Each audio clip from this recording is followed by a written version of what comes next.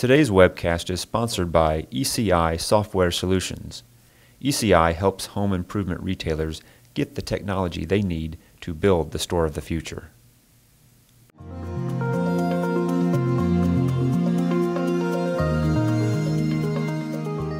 Looking for an edge against big box home improvement giants? Wanting to improve customer loyalty and increase store traffic? Tired of the time it takes to manage pricing, purchasing, and inventory? Doing it all yourself? RockSolid POS is the perfect tool for the task at hand. Easy to learn and use, RockSolid automates the unique challenges in managing your hardware store.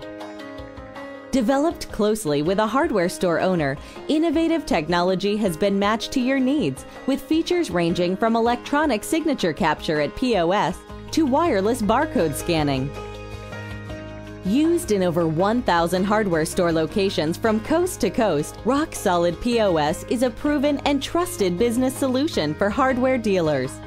And with value pricing and support from one of the largest and most stable software providers around, RockSolid POS is a tool that helps you work faster and smarter, building growth and success.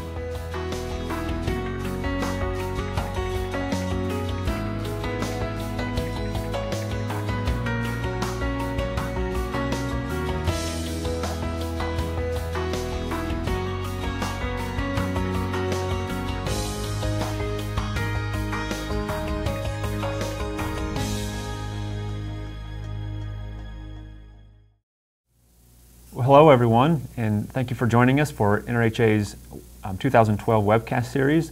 This webcast is the store of the future, and it's about how technologies can change the way that you do retail. My name is Jesse Carlton.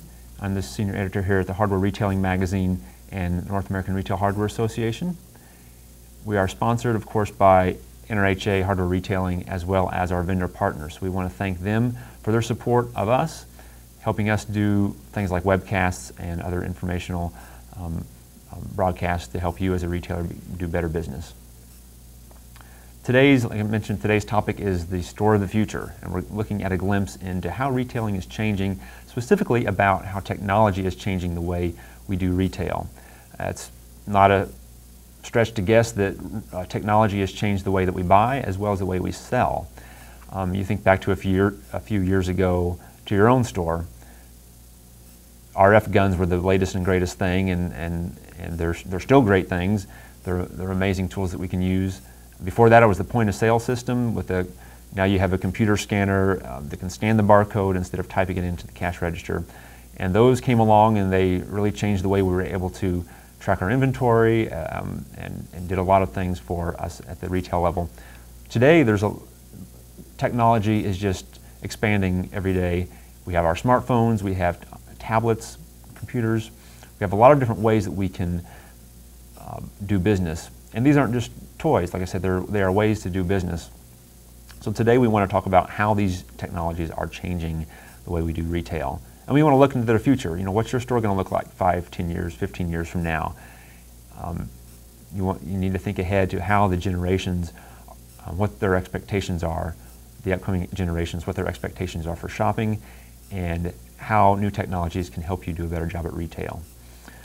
So as this slide shows, we're going to discuss how technology is affecting retailing, what are some of the new tools available for retailers today, and we're going to take a little tour of the store and get an overview of how these tools can be used in different areas of the store. So the first big thing, we kind of want to set the scene. The brick and mortar stores versus the point and click retailing. You know, it's impossible to just talk about the store of the future without talking first about online, how the internet has changed the way people shop. It's no doubt that when Amazon burst on the scene a few years ago, we started seeing the booksellers were going out of business, and then the video stores were going out of business, and I think that some people were holding their breath and thinking, who's next? Well, I think it's pretty safe to say that the brick and mortar store is here to stay, but it's going to change with the way online has changed shopping. There's going to be a few changes, and these two ideas, the online shopping and the in-store experience, need to learn how to get along. And I think that's going to happen over the next few years. What's important for you as a retailer to make sure you're ready. Let's just look at a few of these trends here. This first statistic we'd like to show you, it's no surprise that more people are using the internet to research the pricing of a product.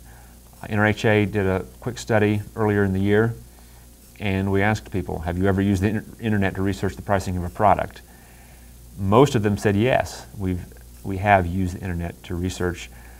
A fewer percentage said that they actually completed that purchase online. Only about 29% said that they actually bought something online. But the fact of the matter is, most of them were at least researching the product, and where they researched likely dictated, the lowest price they found likely dictated where they actually went to buy it, even if it was in a store. We also see that the gap between spending online and spending in store is decreasing. This is a survey in this slide about the Home Improvement Research Institute did a little study last year, and it shows that in 2001, just 10 years ago, there was quite a big gap between the number of people, or the amount of dollars spent at a retail store and the amount of dollars spent on an online store. That number just last year, the gap between those two numbers is getting smaller. So more people are buying online. Where they're buying or how they're shopping, it's also changing. We use the same Home Improvement Research Institute study. It shows some of the new technologies that people use to shop. You can see just a few years ago, there's a small percentage that were using things like tablet computers and mobile devices and social networking sites as part of the shopping experience. Now that number has increased, sometimes by 100 and 200%. So as we look towards the future, we see that a lot of these technologies will really affect the way that people shop. And just a few other trends that kind of help us get our minds thinking about the future of retailing as well as how the internet is affecting it. Smaller formats. We talked with Kevin Gilbert of the NPD Group, and we'll hear a little bit from him in just a few minutes. He says one of the trends coming up is smaller formats. People want convenience of shopping in a store, but it's not all about just that convenience. They're going to come to a store and they're going to find a sampling of products they want, and they may not care as much as whether you have every product available because they know they can go online and get that. So they not only expect you to have a presence in a brick and mortar store where they can come in and talk to someone, but consumers will also expect you to have a wider variety of products online. So what they can't find in the store, a small store, they'll be able to find and order online. So consumers will expect an expanded inventory. Consumers will also be doing more research online. I think every retailer, just about everyone that I talk to says that consumers are looking at projects online, they're looking at pricing. So people are becoming more integrated there. There's also going to be an integration of the brick and mortar and the web experience. So think of a company that, I think REI does this, it's an outdoor sporting goods company. And you can go online, purchase a product, and if you don't like it or you need to change something or you want to return it, you can just take it to the store and change it there and exchange it there or return it. And there's this seamless experience between what happens online and what happens in the store. So that's going to become more and more important because consumers rather want to have the same experience online because they're going to be shopping both places. They're going to be shopping in your store as well as the website. Another thing that Kevin Gilbert mentions is there's going to be more of this web-like experience. So when a consumer walks into the store, they want to kind of have the same experience that they have on the web. And what that means is more of, like if you buy something on Amazon, you buy a book and then you see down below it, it says, customers who bought this book also liked this book and this book, and they give you other suggestions for buying different books. And it's kind of it's like add-on sales, suggested sales. So there needs to be that same experience in the store. You need to know what your customers like, what they've purchased in the past, and be able to recommend them new products or other products, whether that's through marketing with the loyalty programs, or some stores even do like Foursquare, where you walk into a store, you check in, and then it suggests coupons based on past purchases or just based on specials. So all that is integrating to be part of the store experience, and technology has a big piece of that. Price transparency, more people know what things cost. You can scan an item in the store very easily and find out what it costs at the competitor. So this requires, because of the technology available, to to search for prices and to price shop, it requires retailers today to be more competitive with their pricing. And then just to make the job easier for us, data collection systems are becoming more advanced. We'll talk a little bit later about how POS systems are integrating with different parts of the store and allow retailers to do a better job of compiling reports and getting a lot of that information that they used to work pretty hard to get easier. So what's the bottom line here? One conclusion we can draw: consumer shopping habits will include more use of technology in the future. The big question is, how will you respond? Next, we want to hear just a few comments from Kevin Gilbert. He is the Director of Home Improvement at the NPD Group, and he was out at the National Hardware Show back in May. I met up with him there and asked him a few questions and just about the future of retailing and what are some of the trends he's seeing. So we'd like to hear a few of his comments right now. So consumers' expectations going forward, I think, Jesse, is more of experiencing an online type of experience in the store, as well as having the right products to touch and feel in the brick and mortar type experience, but also having that online experience in the store is going to be paramount. You know, with the changing technologies, with smartphone usage and things like that, consumers are going to be expecting to be able to purchase products in store and online while they're in the store, and I think it's important for retailers to realize that and make sure that they take full advantage of the technologies that are available.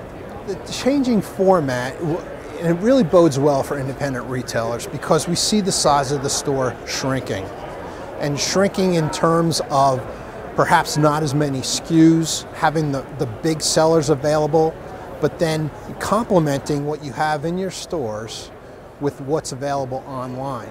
And so smaller formats, more informed salespeople offering solutions and making recommendations is going to be very, very important for retailers to do. Well, thanks, Kevin, for your comments and for your help on this. We want to dive now into taking a little tour of the store and seeing some of the different areas and pinpointing some of the technologies that retailers are using or that they certainly could use in the future. Display and signage. This is a big one. There's a lot of possibilities here. And the first one is digital signage. This photo is from a retailer out in Montana, and it's TJ Comstock. He has 3 stores throughout the state, Northwest Hardware, and he put up this digital sign on an end cap. It's actually something that he worked with NRHA to produce, and what it is, it's a product, a video that loops on the product, and there's a little spot at the bottom where you can, where the customer can touch a button and then view a how-to video on how to use this product. As you can see, there's other retailers that use this as well. Previous slide we saw TJ Comstock store. This is another store that's using the Craftsman setup, selling Craftsman tools using this digital sign. What's important about digital signage? Well, it's flexible, for one thing. You can use digital signage to play a variety of, you have one TV screen and you can use it to play a variety of product videos, advertisements for different products. So you get a lot of usage out of that one sign. It catches the eye. If you're walking down the store, the moving display or the moving image is a lot more likely to catch your eye rather than the stagnant signs, the traditional signs. The danger is that traditional signage has a danger of kind of blending into the background after a while. You kind of not notice it after it's been there for a while. The digital sign is always changing, so it's a great way to catch the customer's eye. It also communicates more information. You can cram a lot more information in that 30-second commercial than you can on a piece of packaging. It also allows you to communicate more complex ideas. If the product is more complex and it's not really easy to understand, it gives you a good sales pitch. It's a good salesman with a consistent message. We've also, those retailers who we've talked to have used digital signage said it has a very high rate of return. The products put on end caps with the digital signage are more likely to sell several times above what they would have sold without the signage. And it's convenient. The customer is standing right there looking at the product. They want more information. Oh, there it is. I don't have to look it up on my phone. I don't have to ask somebody. It's just right out there, and and maybe it's the thing that pushes them towards the purchase. Next, a little variation on the digital signage is the TV screens. You know, and these are posted, we've seen retailers post these throughout the store.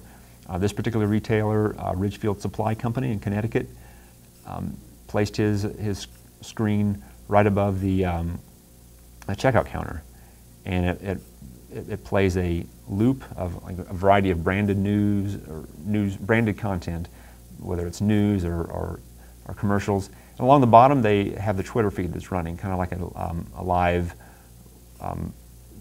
like a newscast or a newsreel that's running and gives you constant information about what's going on in the store. So it's just another variation of how retailers can use a digital approach or a digital signage in their store. QR codes, this is another one that you're seeing more and more on packaging, and there's more and more opportunities now to use this in store with signage and shelf talkers and the like for how-to videos, as well as information about products. What's another advantage here? You know, just like the digital signage, it's very flexible, and you can put a lot of information. Instead of writing out a bunch of stuff on the packaging or on a sign, you have the ability to actually link the consumer to a how-to video or to extra information. Another way to use technology in the store is through tablet computers. We see here that there's a retailer, Dave Verhagen, Middleshoot, Wisconsin, has put this tablet computer in his store. He just bought a regular iPad, tethered it to a little stand, and has it available for his employees or his customers to use. And unlike some kiosks that some manufacturers may put out there, which are all great, this one allows him to use several different apps. So he can look up the app for one manufacturer and let his customers flip through that, or he can look up an app for a different manufacturer and have all those available right there on this iPad. And what's really great about for him is that it helps his customers find information. It also helps his employees find the information as well. So it's out there. It's like I said, it's hooked up to the internet. It's a very interactive display. This next slide, the last one in this section here, shows the service desk kiosk that Ace Hardware recently introduced. And what's important here is that it allows customers to self-shop. So if they have a question about a store service, or if they're looking up at something in the catalog, this service desk is centrally located. They can go right to the kiosk and start looking up information as they're waiting for a sales associate to, if they're busy somewhere else in the store, to come. And the important thing here is that customers like to be in control of the shopping experience. They really want to be driving the car at this point. They want to control what they're seeing, and this helps them do that. These kind of interactive kiosks or other places where you can put technology in the store helps them be more in control, and allows the employee, of course, to come alongside and help whenever they need to. Next, we're going to talk about employee training. Now, as part of the thing about the store of the future is that it's not just about all the technology, but it's the fact that retailing is becoming more and more competitive. As retailing becomes more and more competitive, you as a retailer need to position your store to be competitive, of course.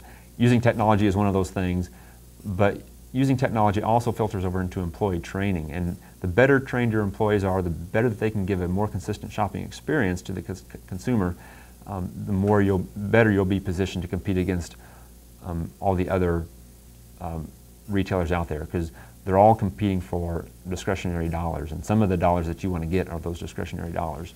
So here we're just going to give a few points about the challenges and the opportunities of the store of the future. One thing that's important about employee training, and we'll tie this into technology, is that employees need to have a very organized and consistent approach to training. One retailer that does this very well is Peter Walsh up in Wisconsin, and he's Walsh's Ace in Wisconsin. And he has developed a comprehensive program to give his employees a consistent training experience so that when they hit the sales floor, each employee has the same training and they can deliver the same experience in all of his stores, and that allows him to be more competitive, of course.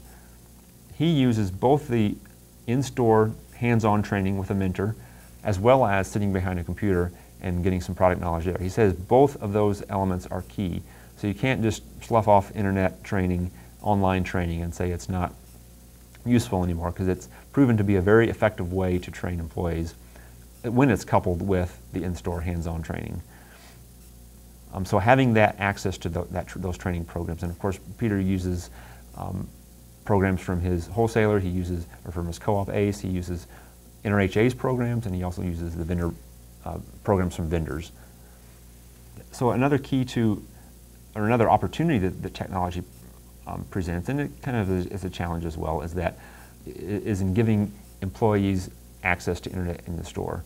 And that's of course a challenge for a lot of retailers, because you don't want your employee just surfing the web with Facebook or just random websites that have nothing to do with retailing. You want them helping customers.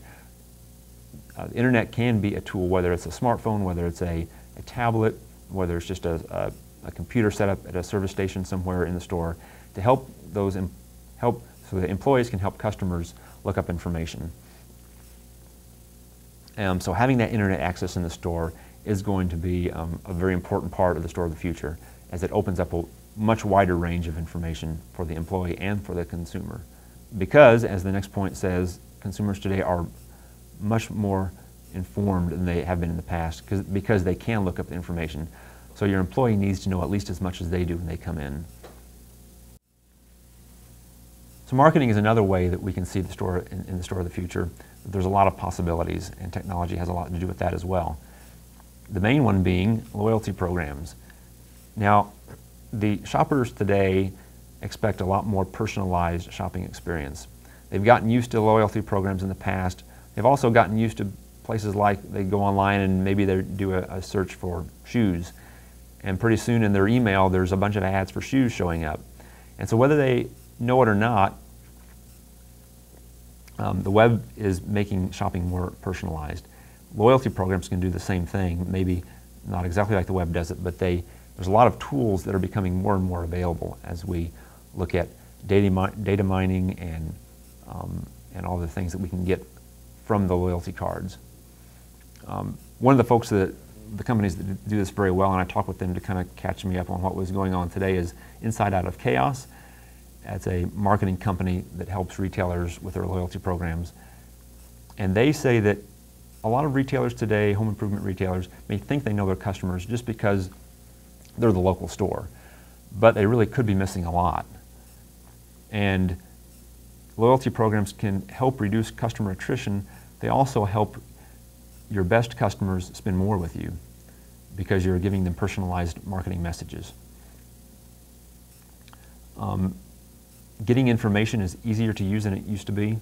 You know, there's all these possibilities with loyalty programs. You have purchase histories, and you can tailor specific ads to them. And getting that information, getting different types of information and creating different types of reports, it's getting easier. Mining through all that data is getting easier. So if it's been a while since you looked at that, realize that is still changing, and it's becoming a very important part of marketing, especially when we look at the store of the future. This is going to be even more important. Next, we talk about creative marketing. You know, the traditional forms of marketing we have: radio, television, billboards, newspaper, circulars.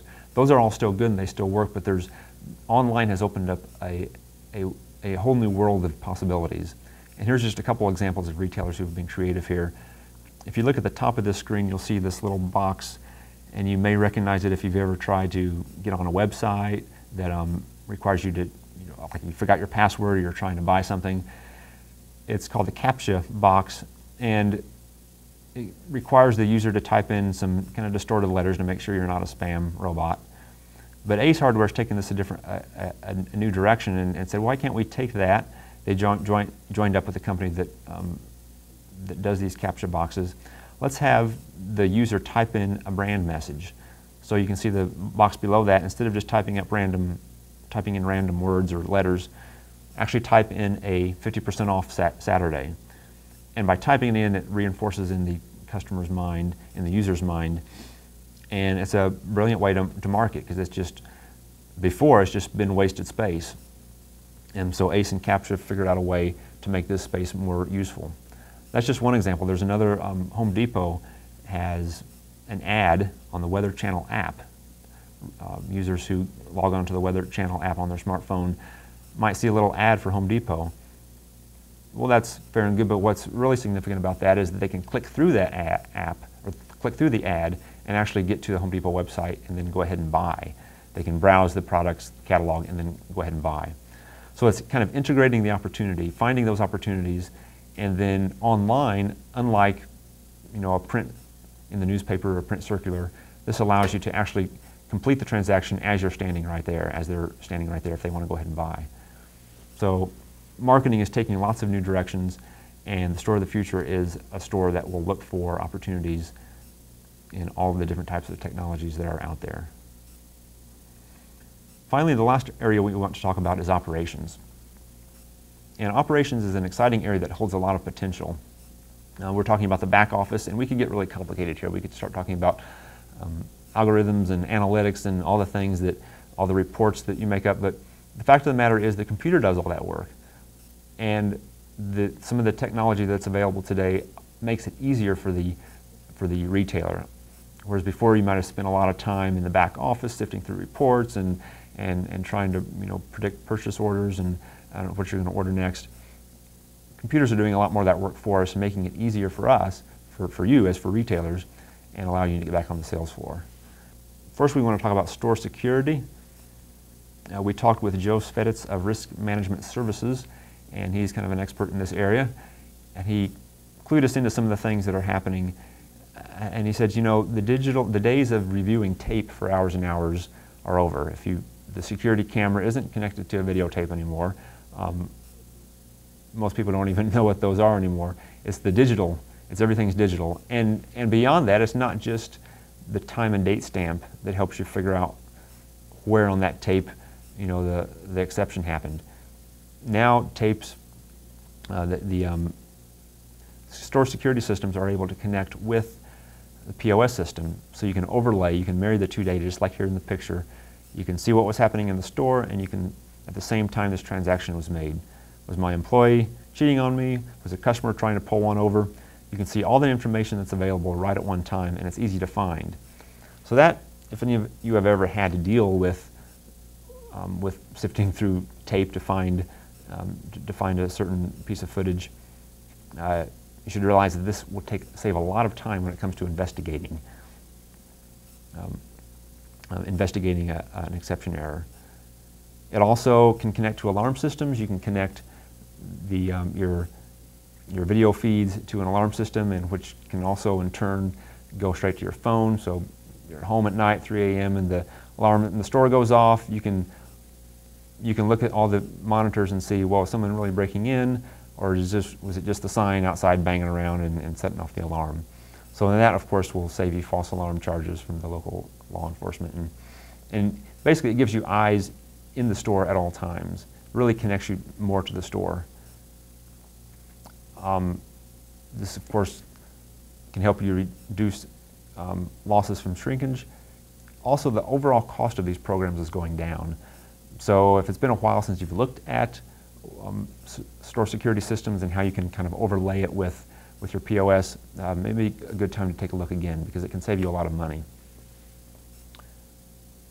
POS technology, and this is a big one, because if you look at the picture here, first of all, this is probably one of the most valuable tools in your store. And the photo here is of a smartphone, and that's obviously not a POS system, but it's getting more and more powerful. And it's connecting, you can connect this more and more to your POS. This little device has a lot of power, that little cell phone, the smartphone. We talked earlier about one of the devices that had recently come on the market was the RF scanner. Well, now RF scanners in the future will be able to connect with the mobile frequency. Instead of just an in-store RF frequency, they may be able to connect with the mobile frequency. And why that's important is that now the data you collect on your store can be available to you wherever you are.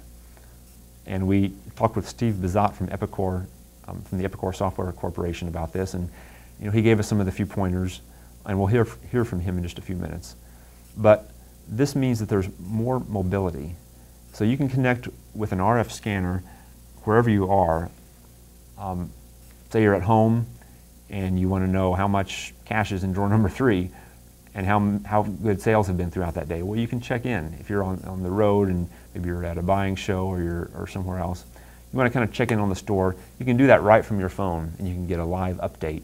And that's because the way all these things integrate together. There's also a lot more flexibility in reporting.